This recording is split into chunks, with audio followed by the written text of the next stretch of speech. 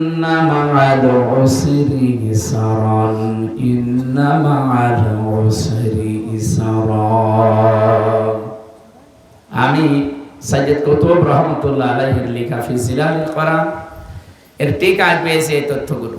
আপনারা আলেম, এখানে ফাজিল মাদ্রাসা অনেক আলেম আছে, আপনারা বাড়িতে একটু আনন্দ পাওয়ার জন্য, প্রশান্তি পাওয়ার জন্য দেখবেন, ভালো লাগবে। আল্লাহ তাআলা উসরুন দেওয়ার আগে দিয়েছেন আলিফ লাম, কিন্তু ইসরা দেওয়ার আগে আলিফ লাম দেয়।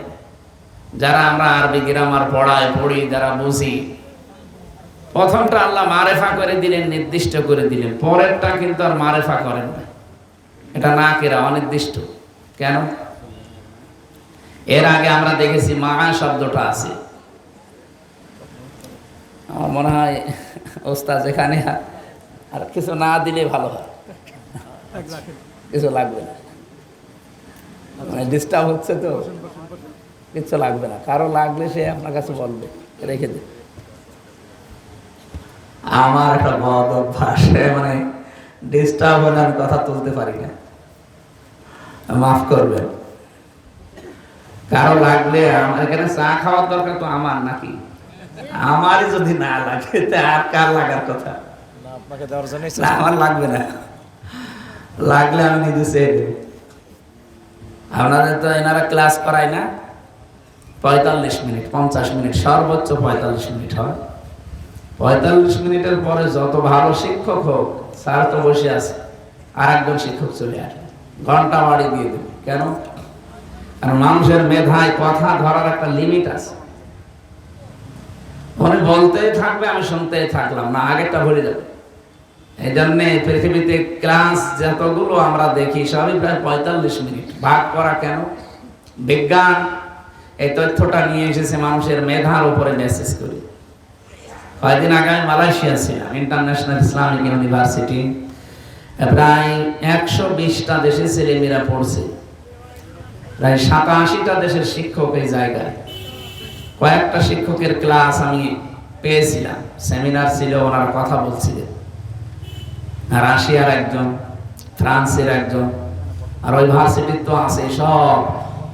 ওনারা এই তথ্যটা বলছিলেন যে মানুষের মেধার ভেতরে যে বিষয়গুলো আল্লাহ দিয়ে রেখেছেন, এই যে কোষ, সেল বলা হয়, এগুলো কথা ধরার একটা লিমিট আছে। তো ওই জন্য 45 মিনিটের পরে ক্লাস নেওয়া ঠিক না। সবাই এই নিয়মেই নেয়, বিশ্বে যেখানে গিয়েছি দেখেছি এই নিয়মে ক্লাস নেয়। আমরা একটা ক্লাস করাবো, সর্বোচ্চ আমাদের ক্লাস আর 15 মিনিট, বেশি হবে 1 ঘন্টা। আর একটু নীরবে শুনবো ইনশাআল্লাহ। যদি এত রাতে কথা বলা ঠিক না, আর আমি অভ্যস্ত না। জেল থেকে বের হয়ে আমার মাহফিলগুলো আমি রাত 9টা থেকে 10:30টায় শেষ করে দিই। বারবার আমি যত ডাক্তার দেখালাম এই 3 বছর জেল খাটার পর, সবাই বলছে আপনার মাথার এই সাইডে সমস্যা, রাত জাগলে আবার বাড়বে। এই জন্য বেশি রাত জাগবেন না, 10টা 10:30টায় শেষ করে দেবেন। আপনাদের হাসানি সাহেবের জন্য আজকে আমার রাত জাগা হয়ে গেল। আমি মনে হয় আগামী থেকে যেখানে আসি, আপনাদের এই বাগমারা থানাটা তো সমস্যা, এরা মনে হয় প্রধান বক্তা তোলে রাত 12টার পরে। আগামী থেকে যেখানেই নিয়ে আসেন আমার এটা রেকর্ড হচ্ছে তো, সারা দেশে যাচ্ছে। আপনি সাইদি সাহেবের মতো বা দেশা তুলে দেবেন, যেন অন্তত 10টা 10:30টায় অনুষ্ঠানগুলো শেষ করে আমরা যে আমাদের কাজ করতে পারি। আল্লাহ তাওফিক দান করুন, আমিন। রেকর্ড হচ্ছে এই জন্য বললাম, কিন্তু এরপরও যদি কেউ না শোনেন, আল্লাহর কসম আমি মাহফিলে যাব না। আজকে শুধু ওস্তাদের সম্মানই এসেছি, আগামীতে এরকম বারবার সম্মান দেখালে আমি মরে যাব। ফাইন্না মা'আল উসরি ইসরা, উসরুনের আগে আলিফ লাম, ইসরার আগে আলিফ লাম নেই, অথচ মা দিয়েছেন এর আগে আল্লাহ। এরপর আগে দিয়েছেন ইন্না, গ্যারান্টি দিয়ে নিলাম না নিজে।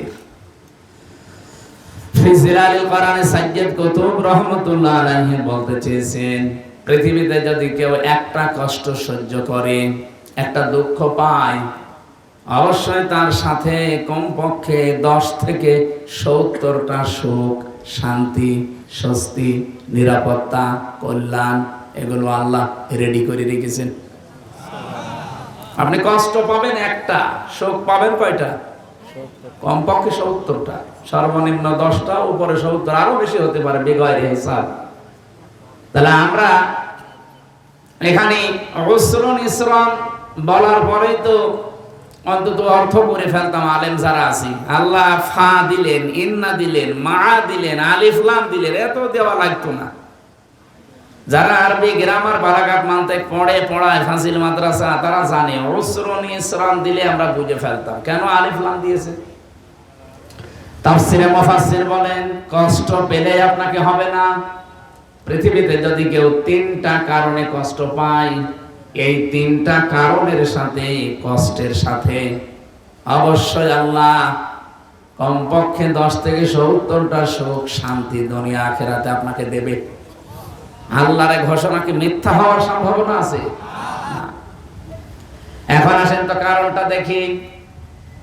1 নম্বরে কারণ হচ্ছে আপনি যদি কষ্ট পেয়ে থাকেন আল্লাহর জন্যে, 2 নম্বরে কষ্ট পেয়ে থাকেন রাসূলুল্লাহর জন্যে, 3 নম্বরে কষ্ট পেয়ে থাকেন মানবতার জন্যে।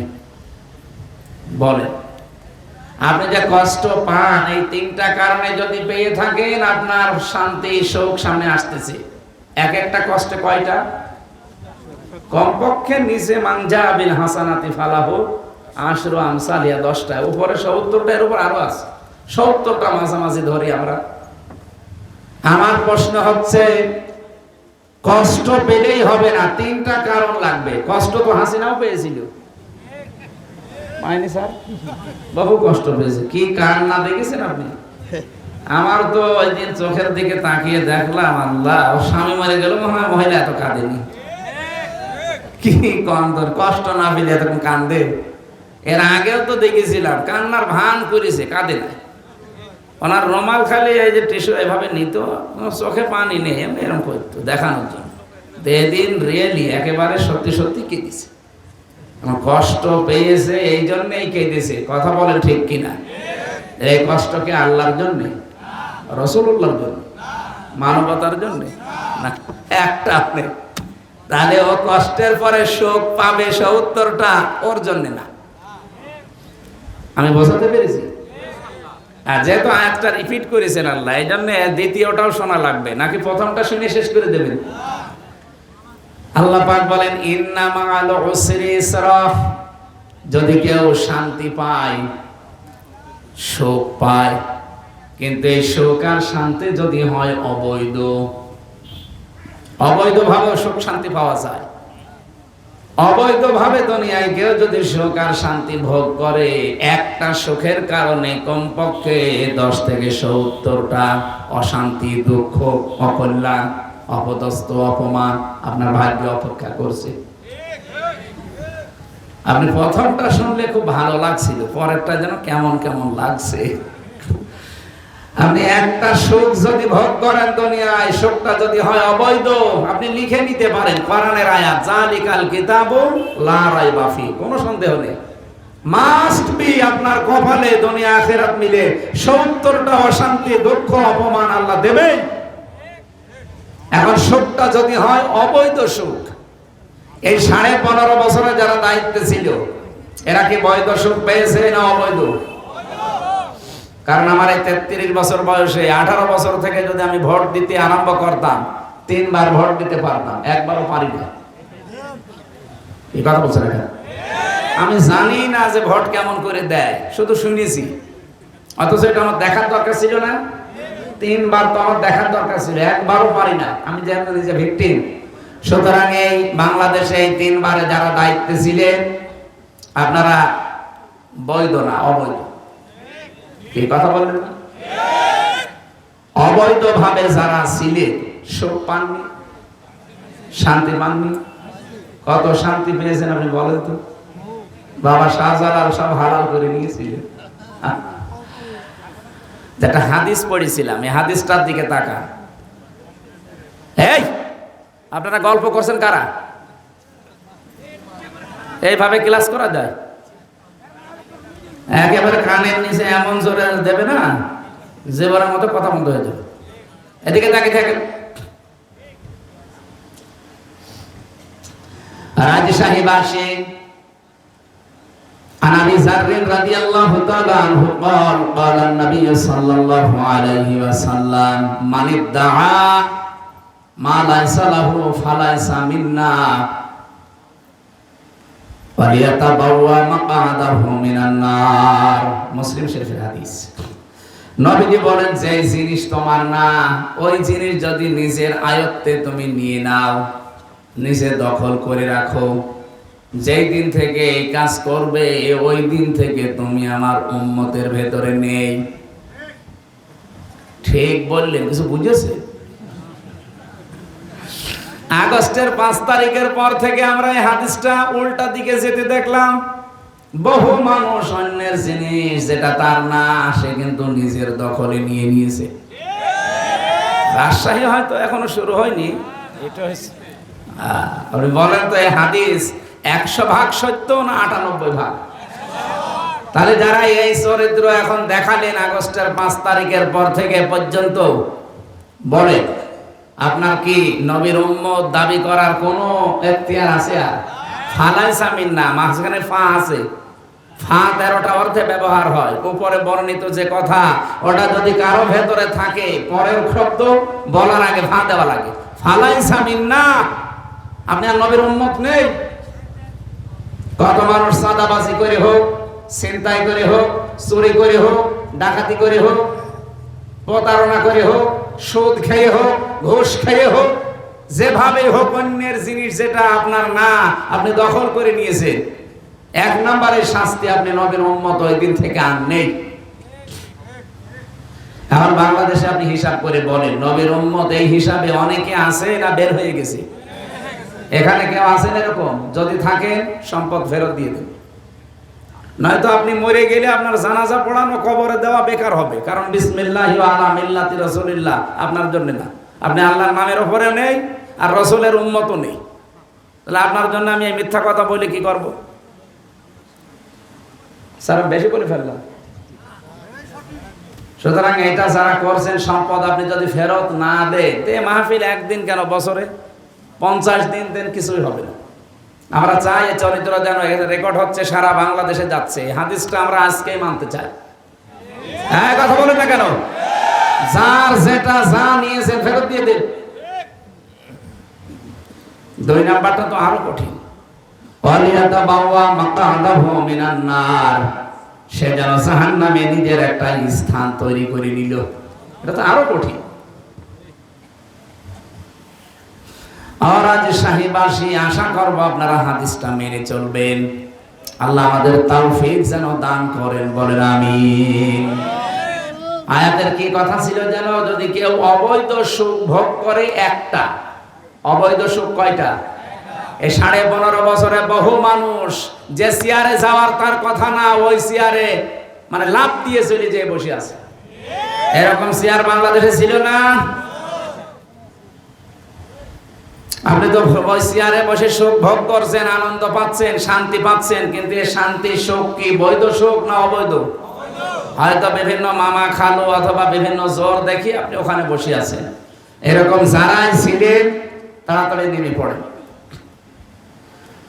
আপনাদেরকে সতর্ক করার জন্য আরেকটা কথা বলছি, যেহেতু এখন আর তারা নেই, যা হোক তাদের কপালে হয়ে গেছে।